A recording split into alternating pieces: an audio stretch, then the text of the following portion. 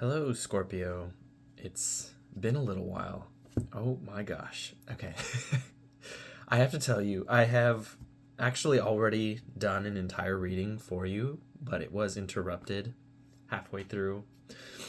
Um, and it was very relationship focused.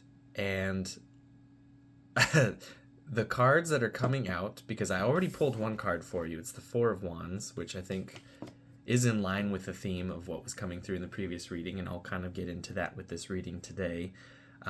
But I was just kind of absent-mindedly splitting the deck, and I happened to turn the card at the bottom of one half at the right angle.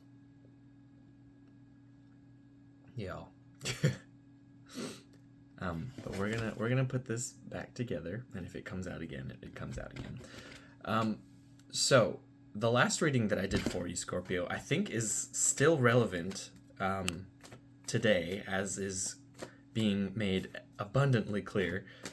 And the main focus of that reading was actually this idea of merging in union with another person, but specifically the theme around boundaries, which protect the things that we've repressed or that we don't allow ourselves to interact with. Something about a rapturous experience, which was sort of afforded to you through partnership with somebody else,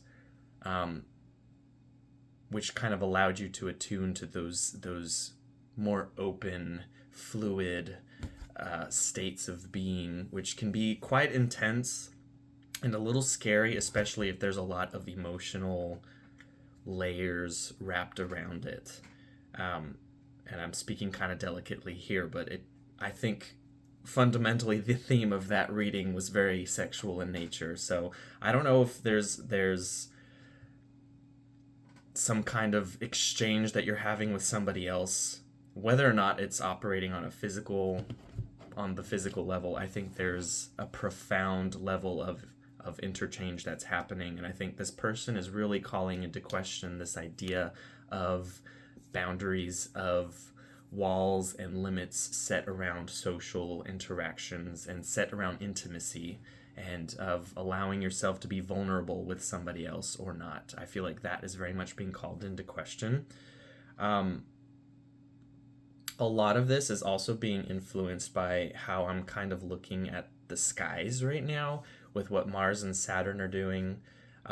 Mars being your domicile ruler, Scorpio, and Saturn being the ruler of your fourth house. It was interesting, before I even made this connection with the fourth house of Aquarius, I was kind of tuning into your energy as I was shuffling the cards, and was like immediately presented with this image of like a housewife in the kitchen cooking food and like having multiple pots on the stove, but turning to interact with somebody who was distracting them, or who is kind of somehow part of the equation. I don't really. We'll see if we can work out what this image is with some more cards, and if it even is relevant, I don't know.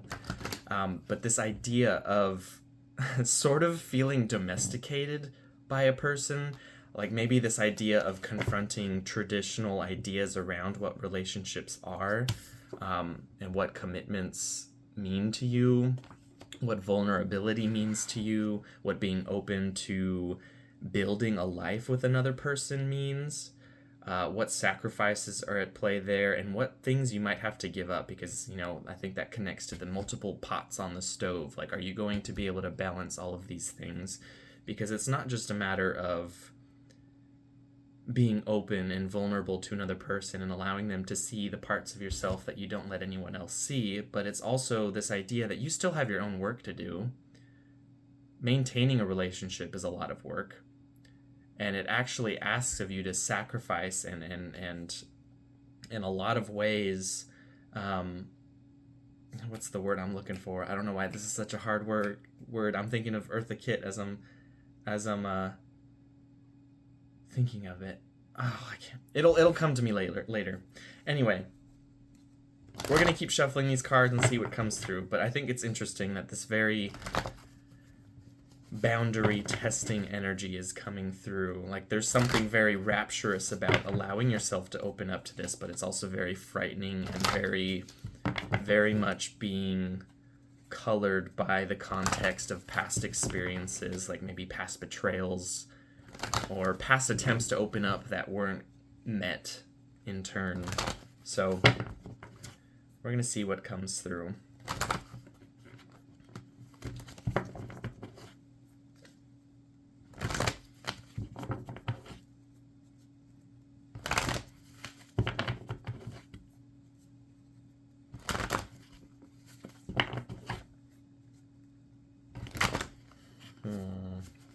Scorpio. As is probably already clear, we're using the Rider-Waite-Smith deck today for your reading. And kind of moving into things right off the bat.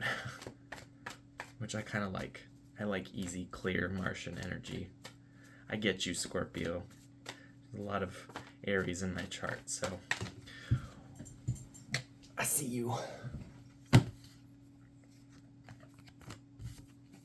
We got some cards that fell out. I don't think they want to come through yet, though.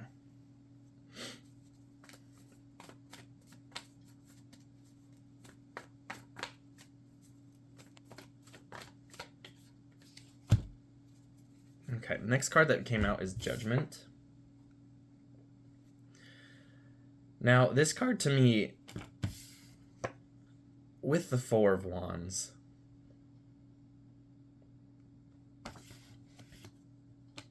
like, I don't know how else to put it, but this is like fear of commitment to me. And before you kind of go, oh, okay. I think this represents a situation where you're being presented with the opportunity to stabilize something, whether that is a partnership or some aspect of your life. Some level of stability and of laying a foundation for something. A new set of traditions is something that's kind of coming through, but a new routine, a new life in a new place. Like, it's a very big deal. Like, it's almost final. Like, if you decide to commit to this thing, like, your entire life is going to shift to adjust to what this new reality of yours will be.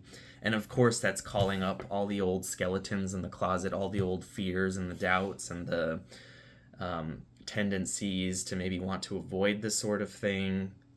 You know, like kind of avoid a relationship because it's too real, because there's too much opportunity for it to actually be a real thing, and somehow that's more frightening than anything else. I don't necessarily think, we're going to pull more cards, I don't think it's a bad thing if you allow yourself to open up to this thing. And that was kind of the theme with the last reading that I did for you, was like, yes, it's very volatile, it's very terrifying, there's a lot of moving pieces, and you maybe have this fear of emerging from the situation very much scathed, very much burned. But it's like, how can you know that unless you give it a chance? You know? I feel like a lot of us preemptively decide against making a certain decision because we believe we already know how it's going to end, even though we don't. Like, I'm sorry, we don't. There may be patterns which call back to certain instances that we have experienced, but that doesn't guarantee that the entire situation itself is going to go in the same direction and meet the same end. Like, every situation depends entirely upon our choices. If we don't want it to go the same direction, it doesn't have to. You know, the common denominator in all of your experiences is you. So whether, you know, regardless of the fact that we like to kind of externalize blame on other people and say they're the reason why this situation didn't work out, you know, that can be true in some instances, but it's also dependent on how we respond to the situations that arise as a result of our interaction with these people or with these experiences. Like, it's very much up to you how this turns out. And yeah, that's a lot of responsibility and it's scary, but welcome to Earth. Where have you been? Queen of Cups just kind of flew out of the deck. Now, this is presenting as a challenge. And I think when I see the Queen of Cups as a challenge, I see this as, again, kind of going back to what I was saying of having this idea of what something is going to turn out to be before we've actually done the work to actualize and live the experience. This is kind of sitting back and examining the patterns in our minds, maybe consulting the deck or the I Ching or casting runes. This is our attempt to try to make sense of the patterns that are before us, but not necessarily in the sense of being open to seeing what those patterns actually are, but rather trying to impose our own understandings of what those patterns should be according to our interpretations of reality. There's a very clear difference between consulting the oracle by whatever medium you use and being open to the messages that you receive, as opposed to consulting the oracle and trying to shape the message into what we believe it should be. I hope that makes sense. Like, I'm going to read this card in a bad way because I believe that the situation is going to go bad.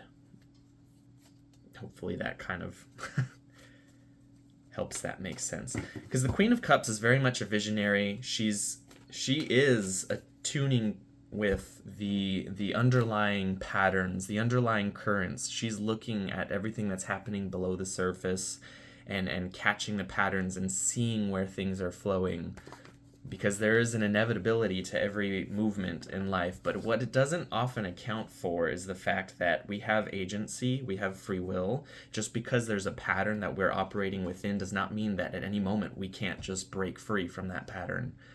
That is a choice that's available to us in every single moment of our existence. We look at our birth charts and we say, my life is doomed to adhere to this specific pattern because the stars have decreed it as such. They're just telling you where the momentum is. It's the Matrix. You can break out of it.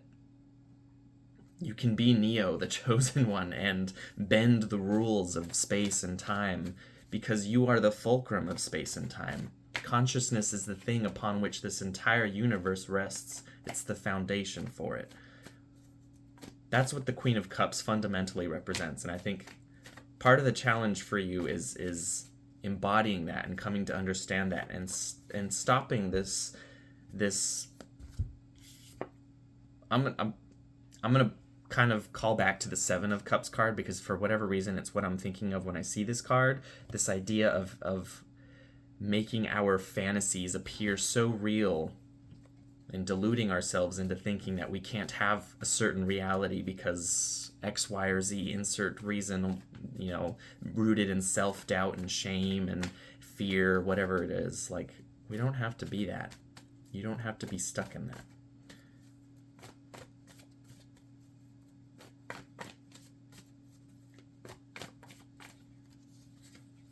If you want to have a novel experience, go out and have it. If you want to be open to the possibility that this person could love you, if this is like a partnership that's presenting itself to you and is something that you can't ignore, like it's there and you have to do something about it, is it really so bad to just give it a chance and to not hold back?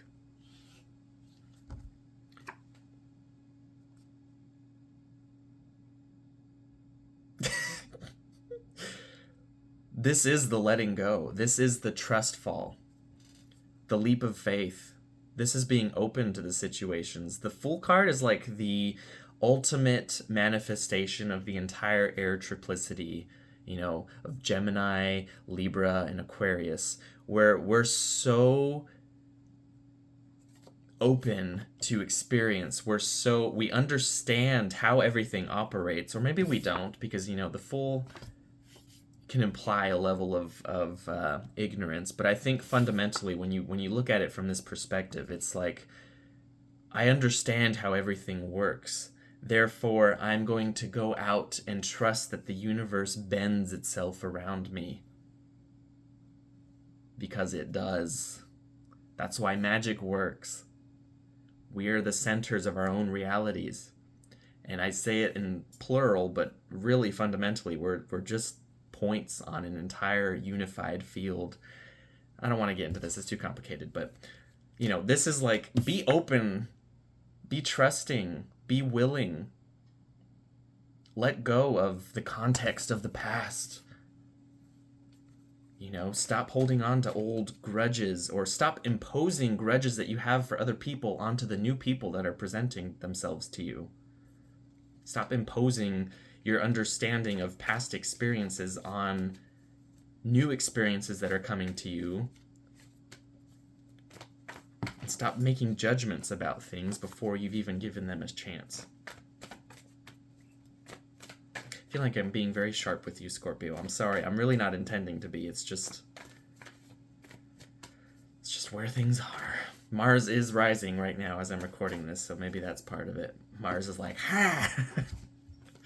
Okay, now we have Saturn's card. Speaking of Mars, this is the world, and the fact that this card is coming through, as I was already thinking about the fact that Mars and Saturn are still in opposition at the time of me recording this, and I think that's part of why there is this tension coming through in your reading. This, should I give in to passion, to where my drives and desires are pulling me towards, where opportunities are presenting themselves to me in such a way that I can't ignore them?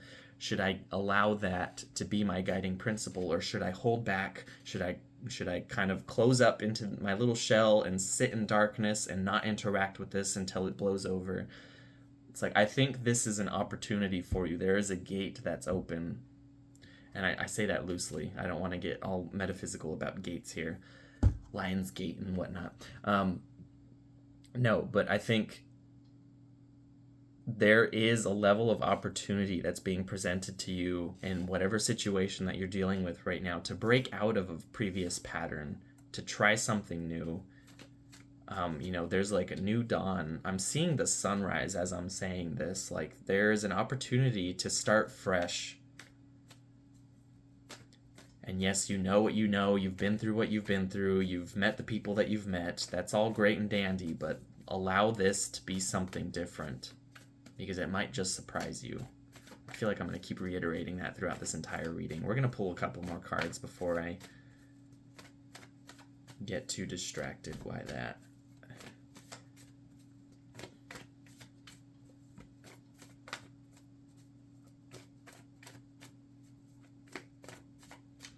One other thing that I do want to mention, if this is to do with like you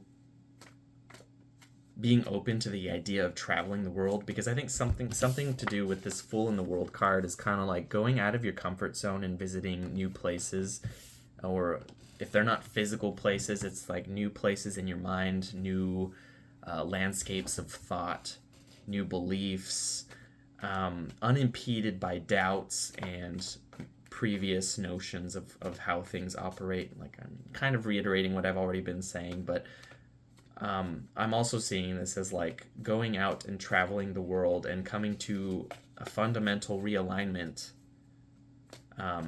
with yourself and your place in the world, and maybe feeling a bit more open to what life has to offer, being more open to giving into the pleasures that present themselves to you in your day-to-day, being willing to be a little bit more spontaneous and explore and play with your life and enjoy it, because I feel like most of us go through the day-to-day treating every moment as like a chore and going through the motions because we feel obligated to do them, and instead we can instead choose to be fully present with every moment and every action that we're partaking in, even if it's something mundane and boring, and make it into something that is actually fulfilling and fun and pleasurable even. Like, there is magic in the air for that. I feel like the opportunity to lean into that understanding of reality is so very much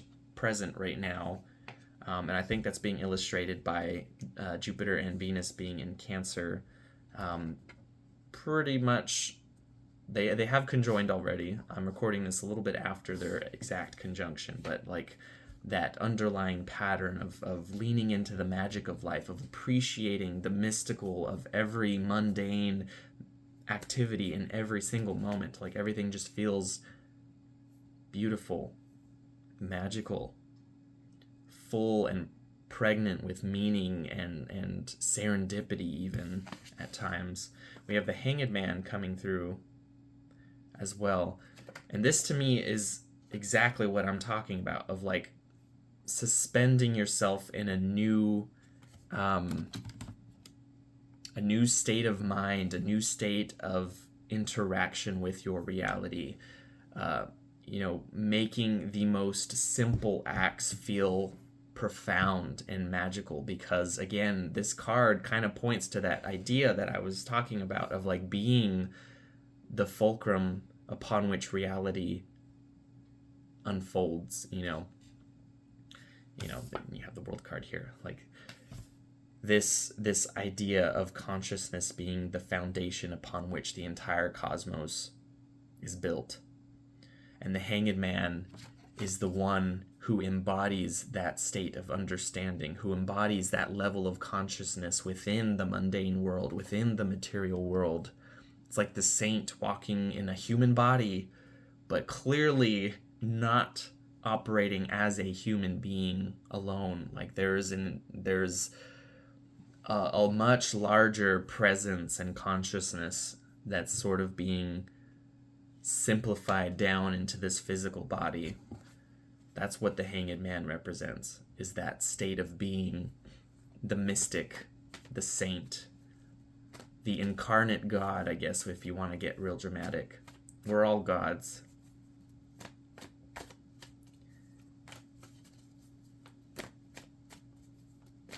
What's next?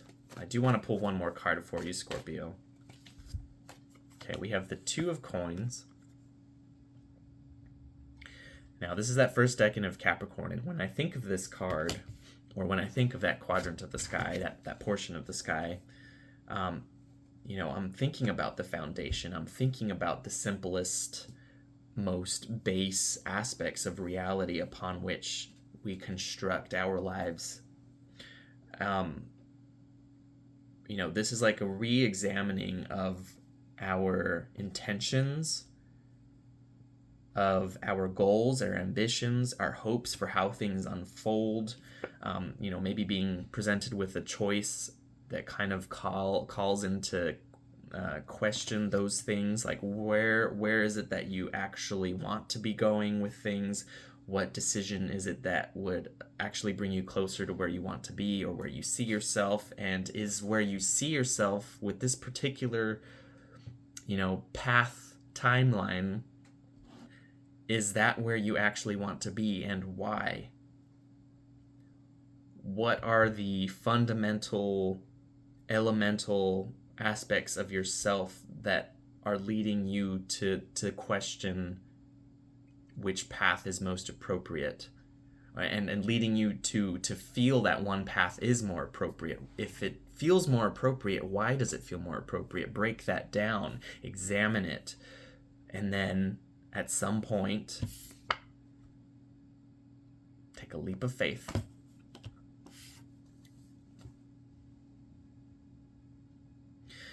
There is a Taoist principle, or at least this is a principle that I read about a very long time ago, so it could be just somebody's interpretation of a Taoist principle, of following the path of least resistance. And when I say that, I feel like it's also important to note that that doesn't mean sitting in complacency and waiting for things to happen. That's stagnating. That's not following the path of least resistance. That's containing the flow and not allowing it to move. That actually is a path of resistance. So don't sit in your room by yourself and just hope that everything will continue to go on for you, as opposed to you taking some agency in your life and doing the goddamn thing. Come on, Scorpio, you're so capable and powerful. Why would you want to contain that? Why would you want to limit that and restrict it? This World card is a card of, could be open boundaries, of course, but it is also a card of restriction, of limitation, because you have that Saturn principle of closing down, of imploding, of contracting, of boxing in, even with this Four of Wands, like this theme of trying to stabilize and hold and contain. Sure, it can be like a partnership, and containing it within a framework of agreement of what that partnership is going to look like, how it's going to operate, where it's going to go. But there needs to be a flexibility afforded to that as well. There needs to be agency, there needs to be interaction and intention, and a willingness to actually engage with it and engage with reality too, so that you can adjust your approach as necessary. I feel like I'm just, there's a lot that's coming out. I feel like this is a very broad, but also very not. Like, it's very simple, very fundamental. I'm going to pull one more card just to wrap things up for you, Scorpio. Okay, I guess that card didn't want to come out. I thought it did. And it was like, no, you can't grab me. No, you can't have me. I'm going back into my hiding place. Is that what you're doing? Come on. Eight of Swords. Now, every time I see this card, the immediate phrase that comes into mind is self-imposed limitations. Stop holding yourself back. You have your wits about you. You have the capacity to navigate whatever is presenting itself to you, even if it feels like it's the most terrifying and dangerous thing that you've ever done. You're capable. You're powerful. You're smart. You know, you just have to be maybe a little bit more calculating with how you approach or how you get out of whatever tricky situation this is. And when I say get out of, I mean put yourself into a position where you're able to embody your power fully and have an escape route.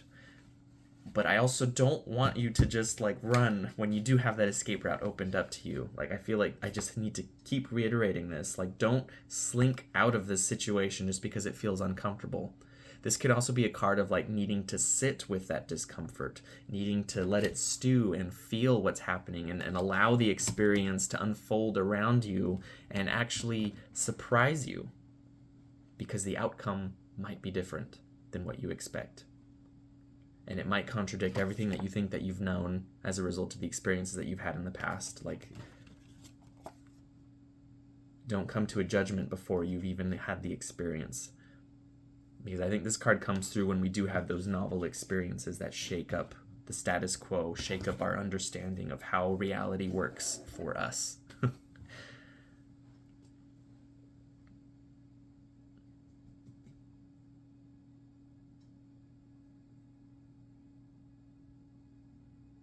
It's so funny how that happens. Like, I'll be doing a reading, and then when it's done, it's like everything just stops. Like, I'm getting nothing from these cards now. It always surprises me every time that happens. But anyway, I wish you all the best, Scorpio. And I'm going to leave you with this card right here. Disregard the name. Just because it says it's the Fool doesn't mean it's the foolish thing to do. Be good.